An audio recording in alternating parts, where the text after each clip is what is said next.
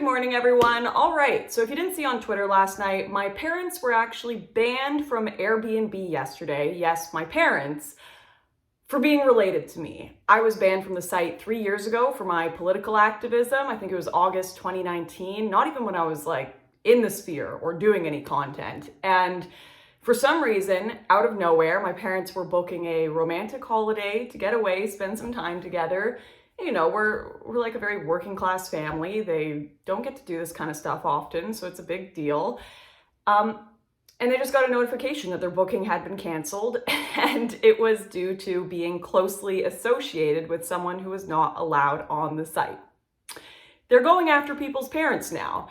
And I was pretty angry yesterday. Not a good day to find out that your family are being affected by your activism for things that, you know, they don't speak for me. They love me and they support me, but they're private individuals. They're not political actors, right? They don't run any of my stuff. They're not commenting or representing me or my views publicly. And I never really thought we would reach this point where we're going full North Korea, full the sins of your daughter are now going to be resulting in you losing access to rentals. And potentially more things, like who's to say that this kind of behavior won't extend to being debanked, you know, having your PayPal shut down, your social media sites. So it was a pretty crazy new precedent that has been set in the culture wars. Now, I said I was pretty angry yesterday because that has all kind of flipped. As currently I am getting ready, just brushing my hair, you know, getting all ready this morning to go on the Tucker Carlson show tonight. I'm sure this will be published after the episode goes live, but there are very few people in this world, and certainly this is an opportunity I never thought I'd get, who get the opportunity to avenge their family when something cruel or unjust has been done to them. So you know, as much as this has been a pretty overwhelming and scary experience, I know it's just a rental site, I'm aware, but it's the precedent being set, and also the fact that, you know, my parents are being punished for something they didn't do. But it's pretty cool to be able to speak on one of America's largest platforms, and get to take a stand for them. That's pretty incredible. I don't know everything I'm going to be able to say on the show tonight. I know the segments can be pretty quick. The team are really lovely, by the way. Really great team there at Fox with Tucker Carlson's crew. So I wanted to make sure I did a video kind of further expanding on my thoughts that I could publish after the episode, just in case I didn't get to discuss all the things that I wanted to regarding this issue. But before we jump into my further thoughts on the Airbnb ban and this whole Pandora's box of attacking people's family being brought into the culture war, I did want to include an ad on this video. Obviously, thank my sponsors, especially so that I can help kind of pay for a vacation for my parents instead of just screwing up their lives because of the things that I do on the internet. And particularly get them a vacation at a hotel. We are hotel gang now. No more $2,000 cleaning fees. Oh, you left the sheets wrinkled, you're gonna get a penalty fine. 10,000 instructions when you enter the Airbnb. We are hotel gang now. And speaking about protecting yourself from the woke cancellation mob, both from corporations and governments, let's talk about how to keep your money safe with Noble Gold. After all my sponsorships with Noble Gold, I am pleased to let you know that gold was one of the best investment classes for 2022. Real estate, crypto, stocks, and bonds, gold outperformed them all. Gold outperformed the S&P 500, Dow, and Bitcoin last year. Had you invested in the S&P 500 a year ago, you would be down more than 20%. Bitcoin, 65%. Dow, almost 10%. Yes, gold has outperformed them all, and silver was not far behind. So what are you waiting for? Join thousands of others by opening a gold IRA or silver IRA with Noble Gold Investments. And if you invest with Noble Gold before the end of this month, you'll bag a free quarter-ounce American Gold Eagle coin with every qualified IRA of $50,000 or more. You can't go wrong with Noble Gold. Call them at 877-646-5347 for a no-pressure consultation. Only conversation. That's 877-646-5347. All right, welcome back. So just to update you on what has happened since their ban, their specific letter told them, you have been banned for your associations. Associations with an individual that is not allowed on this platform. My ban was also for associations. So this really brings in the question of how many degrees of associations are we going to delve into when it comes to platform cancellation, debanking, all this kind of stuff. Are you guys going to be canceled now for being associated with my YouTube channel, subscribed, you know? How many generations are we going? Is it going to be my kids, their kids, their kids? It's pretty scary stuff we're dealing with. Now, I only just discovered this after filming the video, but Tucker Carlson's producer actually released his private correspondence with Airbnb, not just asking them to explain my parents' ban, but also my ban. Greg correctly highlights that this interaction for a public affairs manager, I mean, your job is communication, Ben, is simply embarrassing. He explains I've been banned for affiliation with hate groups, so Greg follows up, can you explain which hate group and how she is affiliated? You know, maybe users of your platform want to know so they can avoid bans themselves. Ben Bright, the public affairs manager, tells Greg twice, with respect, Greg, this is easily Googleable. She is a public figure, as you know. That is the most catty, passive-aggressive with respect I have ever seen, on par with as per my previous email tier responses. But you know what? Given that Airbnb refused to explain which hateful individuals I am associated with, I guess we'll just have to assume it was that one time I met up with Justin Trudeau. I knew it would come to bite me in the ass one day, but fair enough, Airbnb. Well played. He is a bona fide tyrant. Now, of course, when I tweeted it out, thankfully, thousands, tens of thousands of people retweeted this, shared it, at Airbnb. What the hell is going on? This is insane. I even saw leftists like, this is a little sus. I don't know about this one. And Airbnb eventually, early this morning, sent my parents a letter saying, oh my goodness, we're so sorry. We apologize for the inconvenience, and also told the Daily Wire that they had made a mistake. Now, I would like to know how you accidentally find the parents of a political activist who was banned from your site 3 years ago, who are making a totally innocuous booking of a cabin getaway, how you accidentally send them an email directly specifying they have been banned for links to their daughter. How do you make that mistake?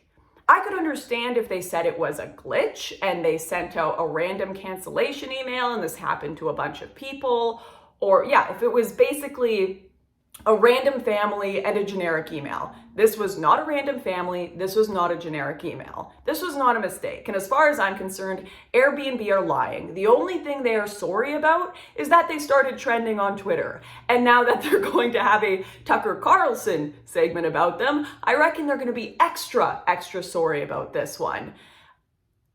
But here's the scary part. Most people are not me. I mean, even me, I'm pretty lucky. I had no idea that this tweet was going to go viral and lots of people were going to want to talk about it. But most people are not Lauren Southern with a massive platform able to defend their family.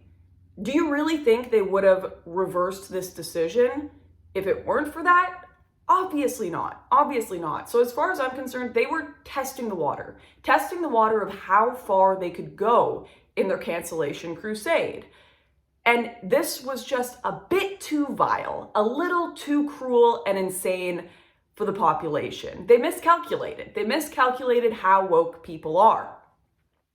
But if people had not had that reaction on Twitter, no doubt in my mind, my parents would still be banned from the site. And not only that, but we would start to see more of this from other sites. I think that both governments and corporations have realized that canceling people who have already decided to speak up is not going to work anymore. You know what you're signing up for when you speak up politically these days. You know you're going to potentially be debanked. You know you're going to potentially be banned from social media platforms. You know that you are going to get criticism from the masses. So just canceling them is not enough.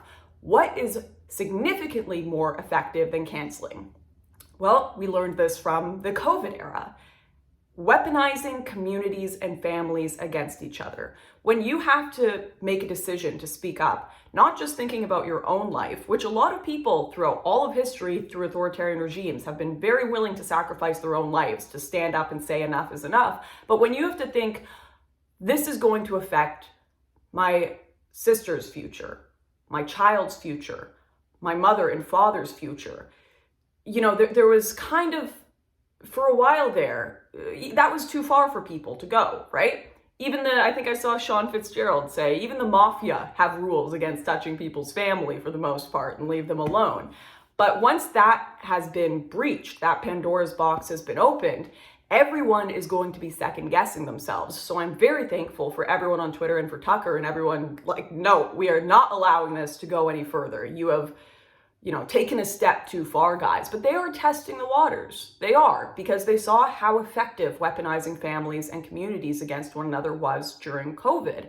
And the way I also see this is it's a social credit system. It truly is. My social credit score is just horrendously low, right? And now it's going to start to affect the people around me. And of course, with civil liberties, with governments having policies against discrimination, and not quite in liberal democracies being able to put people in gulags yet, they're not going to be able to enforce a social credit system. But you know who can? Corporations can. So they are using corporations to circumvent the rules they put in place to protect our liberties. And when you see corporations enforcing this social credit, when they are the only places that we can communicate through, when they are the public square, when they are how we run our businesses because the governments have locked us in our homes, that is going to be just as effective of a social credit system as a government implemented one would be. And this is where I think Republicans really dropped the ball. For so many years, Republicans have defended cronyism as capitalism. They've confused the two. We don't live in a capitalist economy. There are parts of it that are, but for the most part, it's crony capitalist. It's an incestuous relationship between corporations and government for both political, ideological, and financial reasons. And we've got this memoricide where we forget that corporations can be just as authoritarian as governments. Look at the Dutch East India Corporation, their company. They had slaves. They had personal armies. In fact, they started governments. You had a corporation going around the world creating governments. So if you don't keep these things in check, corporations can get just as authoritarian as governments with the right amount of power in their hands. And I'm not looking forward to having an Airbnb or Google Army knocking on my doorstep, right? And the fail-safe for this was supposed to be leftists, progressives. They were supposed to be the people that in the political sphere were always questioning and keeping big corporations in check. But unfortunately, they're like a dog with ADHD, and all corporations had to do was grab a bone and throw a pride flag around it and toss it in the corner, and they all just run off, right? Just a quick Black History Month post, and the entire left-wing apparatus is completely distracted from keeping corporations in check. It's unreal. So both sides, you've got too many Republicans, particularly Republicans in power, that actually are seated in office, not necessarily all of the commentary sphere. They're wising up real quick. The ones in power, though, it's like, do they even know what the word cronyism is? Do they know that? I don't know these days, honestly.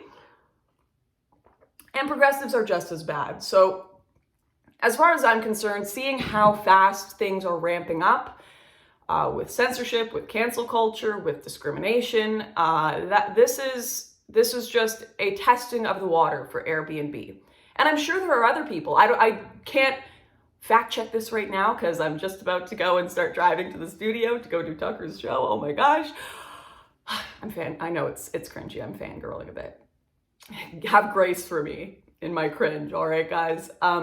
I don't know if I can absolutely confirm this, but I did see a few people tweeting me. One person said, I believe Owen Benjamin's wife was banned from Airbnb, or at least he was. I think Michelle Malkin as well. And then another person tweeted saying that associates with a sex worker were banned from from Airbnb just for association. So I don't think this is just happening to me. I think this is a policy Airbnb are ramping up, and we're really going to have to investigate what led to this decision.